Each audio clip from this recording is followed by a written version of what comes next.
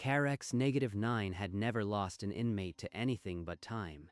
It was a place that digested souls, a black hole for hope in the Tektar sector. So, when they dragged the human in, Warden Kale Dren didn't even look up from his reports. He'd seen 100 species try to cling to dignity. Another species. They all break. Put him in solitary. The heavy door of cell 47A slammed shut. The lights dimmed to a sickly yellow. The human was alone. Monitor him. A human. He'll break within a standard week.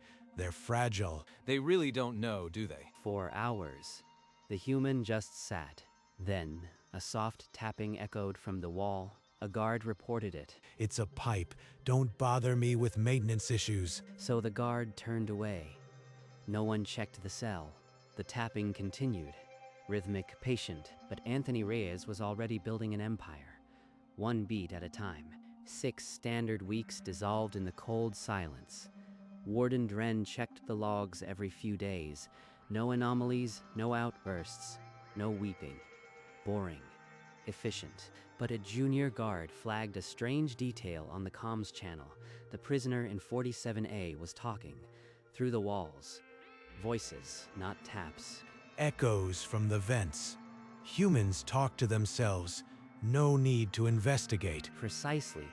42 standard days after intake, the solitary door of 47A hissed open on schedule. Bright corridor light swept into the cell like a challenge. No windows, no clocks, no human contact, and now I am exactly on time. Good. Anthony Reyes walked into general population, not like a broken man, but like a traveler arriving at a destination. His hair was neatly combed, his jumpsuit adjusted, and he wore the expression of a man who had already won an argument no one else had heard. He combed his hair in solitary, without a mirror. That's unusual. 1,400 inmates, 200 guards, a closed system. Let's see who's ready to negotiate. By the time Warden Dren dismissed the anomaly as a fluke, Anthony Reyes was already inside the system, and the system hadn't noticed yet. The first 3 days, Anthony did nothing but observe. He memorized the shift changes, the power dynamics, the quiet transactions that already existed in the shadows. He needed a lieutenant, someone strong enough to enforce, smart enough to listen. He found him in Griv, a scarred reptilian who had survived 3 assassination attempts. You carry weight here. I can make it worth more. I don't need a partner. I need to be left alone. What if I showed you how to triple your commissary without lifting a claw? This human talks like a traitor, not a convict. Maybe he's not as fragile as he looks. By the end of the first week, Griv was running a small protection racket on Anthony's behalf. 10 inmates paid in stamps. The margin was already 18%. Warden Dren's tablet flagged a 7% increase in commissary allotment transfers. He squinted at the number for half a second, then closed the report. Seasonal variance. Send the standard quarterly statement. 2 decks below, Anthony Reyes was teaching Griv how to read a balance sheet. Within 2 weeks, the mess hall wasn't just a mess hall. It was a trading floor. Commissary goods moved like currency, and protection contracts were signed over trays of nutrient paste. You have access to the laundry rotation. That's worth more than you think. He introduced a credit chip system. Stamps became fractional, interest-bearing. The prison's hard currency shifted from being hoarded to being leveraged. Warden Dren's monthly audit revealed a small gap in the commissary inventory. 12 nutrient parcels, unaccounted for. The number twitched on his tablet like a mocking whisper. A clerical glitch. File it under acceptable loss. He sees the numbers, but not the system. Perfect. The system is invisible until it's too large to crash. By the end of the second month, 37 inmates owed debts to Anthony Reyes. Not in credits, but in favors. The kind that compound. Warden Dren's coffee started tasting bitter. He was snapping at aides. His sleep cycle records showed a 12% decline. He blamed the recycled air. The Trisect gang wants to expand into Block C. I told them the territory belongs to you. Not mine. Ours. Let them pay a 10% franchising fee. Anthony began buying official commissary stamps at half their face value. Inmates got instant credit. He pocketed the future redemption. The margin was staggering. Buy low, sell at full price. 400% on volume. A closed loop with no oversight. The next step required a guard's silence. One night, a junior officer on the third shift patrol was flagged for a random commissary bonus. He understood. With a blind watch, Anthony's operation expanded to overnight transactions. Catches of goods moved in the ventilation shafts without a single alarm. Warden Dren's tablet screamed at him a week later. Commissary redemptions had spiked 31%. The numbers scrambled, then the screen flickered to static. This damn device. It's been glitching for weeks. File a maintenance order for a full system scrub. I know the pattern doesn't make sense, but the alternative is that a single human is outsmarting my entire facility. Unthinkable. 3 decks below, Anthony Reyes was counting. He had converted over 12,000 official credits into private markers. He was now the prison's largest single creditor. The prison's internal GDP had shifted. Inmates no longer asked for commissary. They asked for Reyes-backed credit. The official currency was becoming worthless, and every time Warden Dren rebooted his tablet, the system ran a little slower, as if the prison itself was bending to a new gravity. Within a week, Anthony had 2 new sector chiefs. A silent insectoid managed supply chains. A smooth amphibian ran the exchange. Griv handled enforcement with terrifying efficiency. The entire cell block operated on Reyes credit. Official stamps were souvenirs. We're not criminals. We're a startup with aggressive marketing. The warden still thinks it's petty bartering. He can't see the structure. A sharp-eyed guard filed a formal report. It detailed organized trading, debt contracts, and a human at the center. A human running a trading floor. This report reads like a bad Hola novel. I refuse to believe this facility could be compromised by a single inmate. It's inmate fantasy. He forwarded the report to the recycling bin and increased the guards' patrols. No further action. That evening, Anthony sat in his cell, now a command center. Crates served as desks. Notes covered the walls. He won't see it until it's too late. And by then, he'll be asking me for a loan. The operation needed official oversight. Anthony waited for Commander Selt in the guard break room alone. Selt entered, tense, his hand resting on his sidearm. The human's offer had reached him through whispers. 4-day work week. Selt. Same salary. All you have to do is not see certain things. That's insubordination. I could have you thrown in solitary again. You could. Or you could have a third less work and a 15% bonus in Reyes credit. He's not threatening me. He's offering a deal, and I am exhausted. Selt lowered his hand from the sidearm. The agreement was sealed with a single slow nod. The guard rotation shifted the next day. Warden Dren received a morale report. Guard satisfaction had ticked up 8%. He smiled for the first time in weeks. Finally, the new morale program is working. I knew discipline was the problem. He's congratulating himself for my infrastructure. The best lies are the ones your ego writes. Anthony needed cover for his regular meetings. The prison rulebook provided it. 1,300 pages of dense regulation. Warden, I'd like to start an educational initiative. A book club on the prison rulebook. A book club on the rulebook. It's harmless, procedural. 40 inmates and 3 guards attended the first session. They sat in a circle in the guard break room, discussing inmate rights and procedural loopholes. I never realized the sanitation protocols could be interpreted so broadly. This is educational. They think they're learning loopholes. They're learning that I know the rulebook better than the warden. Meanwhile, the lieutenants restructured housing. Premium cells, windows, quiet corners became rented assets. Payment, Reyes credit, monthly. Cell 22B is now under new management. The former tenant didn't pay his maintenance fee. Warden Dren reviewed the housing report mid-patrol. 57 unauthorized cell transfers, all filed under inmate preference. No incidents. No fighting, no complaints. Why does that frighten me more than a riot? The quarterly audit from Tektar High Command arrived. Efficiency metrics had jumped 22%. Disciplinary incidents dropped to near zero. Carex -9 was suddenly a model facility. They're calling us a benchmark. A benchmark. But Dren knew the numbers were a mirage. Every efficiency gain traced back to the book club, the housing swaps, the invisible economy. He cross-referenced the data with inmate transfers. The pattern was undeniable. It's all him. The human. How do I explain that to High Command without admitting I lost control?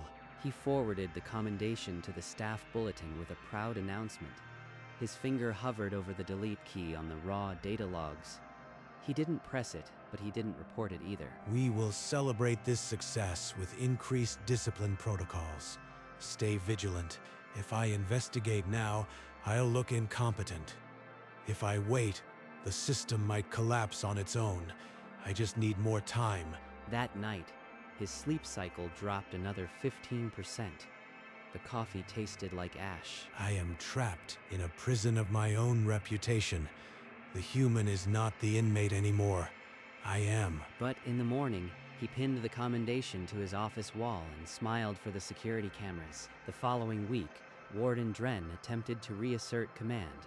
He ordered random inspections, extended shifts, and a strict ban on unscheduled gatherings. But the guards filed requisitions for extra overtime pay. Citing the new regulations, Selt signed the forms without question. When Dren pushed for immediate results, the guards slow-walked every order. A cell search that should take minutes took hours. We're following protocol, Warden. Comfort and safety. The rulebook, you understand. They're insubordinate, but they're quoting my own rulebook. What have I created? Desperate, Dren called a full staff meeting in the break room. Every guard stood at attention, but the air was thick with unspoken solidarity. I need to know why my orders are being undermined.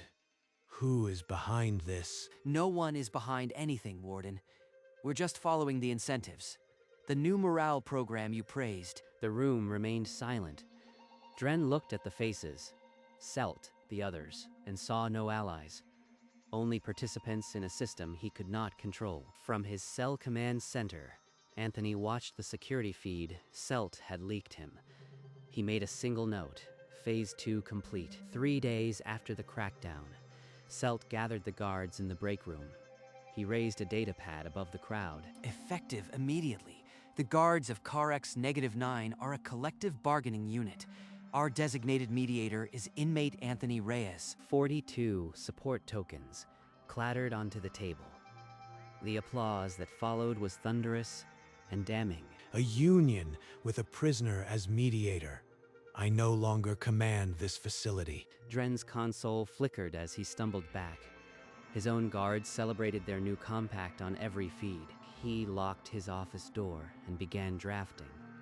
The petition's title, Inmate Transfer for the Good of Facility Operations. If I release him, the system might collapse. If I don't, I lose control. I lose either way. This will end my career, but I see no other path forward. He filed the petition at 0300, encrypted Priority Alpha. It bypassed Sector Command straight to the High Council. He actually sent it. Now, let's see who High Command dispatches. High Command read the petition twice. A warden requesting a transfer for the good of operations was unheard of. They sent their most clinical mind. Vex Carell's ship pierced the void above Carex -9, a sharp, angular vessel trimmed in purple light. He carried full High Council authority. Warden Dren stood in the docking bay. Uniform, crisp, orange hands clasped behind his back. The sweat on his brow was the only truth he showed. Warden Dren, your petition was creative. Explain this, Inmate Reyes. He's created an informal economic structure that warps prison metrics. His release would restore official control. I assure you, it's critical. He speaks of control as if he once had it. This facility reeks of fear and something else, opportunity. He demanded a full facility tour. Every corridor, every cell, every transaction. The warden's prepared narrative began to fray. In his cell command center, Anthony received a silent alert from Griv. He smoothed his jumpsuit, adjusted the makeshift desk. The game was now official. Vex Kirel, High Council's economic architect. He'll want numbers. I have the prison's entire balance sheet memorized. The envoy's first step into general population was met with eerie quiet, the hum of an economy running too smoothly to be legal. Vex Kirel walked through the cell block as inmates stepped aside. No glares, no whispers. A strange peace hung in the air. This is the most violent prison in the sector. Why does it feel like a trading port? Because the human redirected the violence into contracts. It's a perversion of order. The guards, they took a 4-day workweek under your authority. It was a negotiation. They cite the rule book. And the inmates with rule books. Your idea. The humans. He calls it a book club. It's technically permitted. This is not a crisis. It's a prototype. The human hasn't destroyed the system. He's optimized it. I will speak to inmate Reyes. Alone. Warden, you will wait here. Outside cell 47A, a guard signaled the envoy's approach. Anthony straightened a note on the wall and did not stand. The cell door hissed open. Vex Kirel stepped into the command center, ducking under the low frame. Inmate Reyes. Warden Dren has filed 3 petitions. Explain yourself. I turned a deficit into a self-sustaining economy. Inmate productivity up, guard morale up, costs down. That's not chaos, it's optimization. You turned a prison into a market. Why should I not have you terminated? Because you could franchise it. Every prison in the sector hemorrhages credits. I can show you how to stop the bleeding. Anthony slid a thin datapad across the crate desk. A non-compete clause, terms already drafted. He's offering a business model, not a bribe. This human thinks like a council architect. I sign this, I get released, and I don't replicate the model in Tektar space for 10 years. In exchange, I walk free. You are negotiating your release as if it's a commodities deal. The envoy's long fingers hovered over the datapad. The silence stretched. Outside, Warden Dren's coffee grew cold. I will sign. Not because you threatened, but because you turned a problem into a solution. That is rare. The stylus moved once across the tablet. A single glyph burned onto the non-compete clause. It was done. The envoy rose without another word and strode into the corridor, his robe sweeping past silent guards. Warden Dren stood in his office, still clutching the cold cup. When the door opened, hope flared, then died. Warden Dren, your petition is granted. Inmate Reyes will be released for the good of the Empire. For the good of the Empire, he's a criminal, a spy. Release after 6 weeks. He is no longer your concern. The High Council will study his methods. You will cooperate. I asked for his removal, not his sanction. I created a monster that High Command now wants to adopt. Signed. Now I just need to wait for the paperwork to catch up. The hard part is over. Warden Dren stared at the order on his tablet. The human had won. Carex -9's model would outlast them both. 6 hours after the envoy left, Warden Dren reopened his petition file. If one release request was granted, perhaps another could complicate it. I will cite procedural violation of inmate credit protocols. If he's released, the prison economy destabilizes. That must be sufficient. The second petition was drafted in 14 minutes, a jumble of regulations and fear. It was sent with urgency, bypassing the envoy. High Command's reply came in 12 minutes. Denied, the envoy's authority supersedes. Cease further filings on inmate Reyes. They're ignoring my warnings. I'll file a third. Safety, security, anything. The third petition was a rambling disaster. High Command returned it with a single appended note, administrative review pending. Review pending. Not just his release, my career. I have nothing left. Across the prison, a quiet chime sounded in Anthony's cell. The release order had been processed. Official. Irreversible. And there it is. The final stamp. I'll walk out of here with a consulting pedigree. Warden Dren's console lit with the same notification. He did not read it. He already knew. The morning of his release, Anthony Reyes walked out of his cell, wearing the same faded jumpsuit. Nothing else was his. In the corridor, Griv waited, a massive reptilian shadow. Other inmates paused to watch. The books are balanced.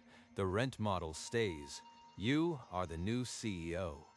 Griv, don't let the margins slip. I'll manage. The system works. You built it well. Further down, Commander Selt stood with 2 guards. Their shifts already adjusted. The Union was watching. 4 days. Selt. Keep the Union tight. The new warden will try to unravel it. We'll hold. Prisoner mediator or not, this is our contract now. The main gate hissed open. Bright, unfiltered light flooded the entry. The first sunlight Anthony had seen in months. No chains, no guards. Just a non-compete and a universe of clients who don't know they need me. From his office window, Warden Dren watched the gate swallow a small figure. He did not blink. The coffee cup was empty. 3 standard weeks later, Anthony Reyes stood on a rain-slicked street in downtown Chicago, staring at a building with no signage. He'd paid 6 months up front. The hallway smelled of new carpet. His office was on the 12th floor. No brass plate. No registry. If they want my kind of restructuring, they'll find me. On the 7th morning, a visitor arrived. The desk assembly wasn't even finished. The official stated his business without preamble. He had data on the Carex 9 credit system and a contract. They sent a committee member, not the envoy. The model is spreading faster than I planned. Anthony gestured to the single chair opposite his empty desk. The official sat. Negotiations began before the coffee was brewed. This is it. No more spy games. Just pure high-level economic engineering. And they're paying for it. By the end of the meeting, the official had signed a preliminary retainer. The firm had its first client. I traded a prison cell for a corner office. Not bad for a convict. Within a month, the firm had 6 clients. 3 were prison systems. The retainer fees covered a real desk. A Tektar economic journal published a paper calling it the Reyes Protocol, a closed-loop incentive model for total institutions. They're packaging my hustle as academic policy. I should send Griv a fruit basket. Every contract contained a clause he never negotiated away: union recognition, Selt's contribution. On a minor Tektar station, Warden Dren was reassigned to a windowless data crunching office. I spend my days auditing supply manifests. The name Reyes appears in every efficiency report. His coffee still tasted bitter. Now it was cold by default. Just like his career, Carex -9 operated on his economic model for the next 70 years, a benchmark in correctional economics. I never visited again, but the inmates still tell stories about the human who bought the prison. The book club outlasted 3 wardens. 1 year after the firm opened, a transmission arrived with imperial encryption. The Tektar High Council requested his consultation. They locked me in a vault, and now they're ringing my doorbell. He named a figure high enough to buy a small moon. They approved it without a counteroffer. The meeting was scheduled for a Tuesday. No press, no diplomatic protocols, just a handshake on the 12th floor. Vex Carell arrived in plain robes, no escorts. The one who once signed his release now sought his signature. The High Council wants to implement the Reyes Protocol across the sector. Your non-compete expired. Then, I suppose we renegotiate. I do love a renewal clause. They shook hands. The same hands that once skimmed commissary stamps now sealed a sector-wide prison reform. Anthony Reyes, former spy, former inmate, was now the de facto architect of the Empire's prison system. His office still had no sign. It never needed one. Late at night, in the unmarked office on the 12th floor, Anthony Reyes sat alone. The city below glittered like a spreadsheet he'd already solved. From a solitary cell to sector-wide policy. Not a bad trajectory for a convicted spy. Carex -9 operated on the Reyes Protocol for 70 years. He never set foot inside again, but the inmates still told the story of the human who charged rent, and the guards who thanked him. The union he built lasted longer than 3 administrations, and somewhere in a windowless office, Cale Dren still tasted ash in his coffee. Every single morning, Anthony never put up a sign. The ones who needed him already knew the number. He closed the lid of his tablet. The contracts could wait until morning. They always did. A slow smile. Then he turned off the desk lamp. The city lights took over the room. He never did get around to that brass plate. He preferred it that way. The Carex -9 that once swallowed souls now bore a new emblem on its hull.